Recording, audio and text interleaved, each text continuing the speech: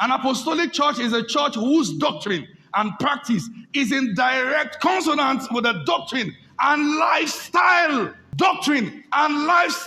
of the early apostles.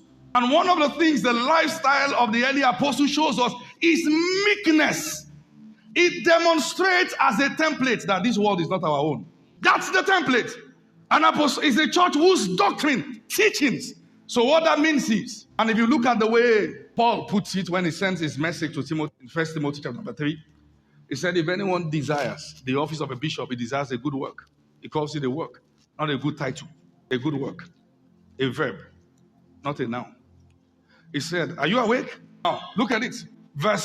Let's go to verse 2 now. He said, a bishop must be blameless, the husband of one wife, vigilant, sober, of good behavior, given to hospitality. What's the next thing there? Apt to what? Teach. There's no such thing as, well, this is a prophetic church, so we don't teach. You are not permitted to lead the New Testament church if you can't teach, because that's how people are established. It is the teaching of God's word that establishes people, not prophesying.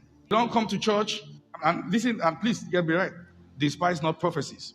All right, prophesying. You don't come to church and out of 2 hours or 1 hour, 30 minutes for preaching, 1 hour, 10 minutes has gone into there's somebody here. People will not be established that way. Anyone who is going to lead the church, he said, apt must be able to teach. There's the office of a teacher, but there's the discipline to learn how to teach. Is that okay now? So it doesn't mean that primarily everybody must be called to the office of a teacher. But you have no business leading the church if you can't teach. That's what the Bible is saying. That's the template. It means that, and listen, if we don't teach men how to teach, we're going to have more managers than pastors. Those whose duty is to manage tithe, offering, attendance, and to make sure that everything doesn't go down. But they can't teach. Nobody's been edified. Nobody's growing. Nobody knows their right to their left. People have attended church for 10 years. They don't even know what redemption means.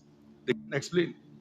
Parents, if your child comes back from school and say, Mommy, tell me what's redemption. Do you know it? Our boast as Christians is not the number of jeeps we bought, but Christ that we know. That we've been taught Christ.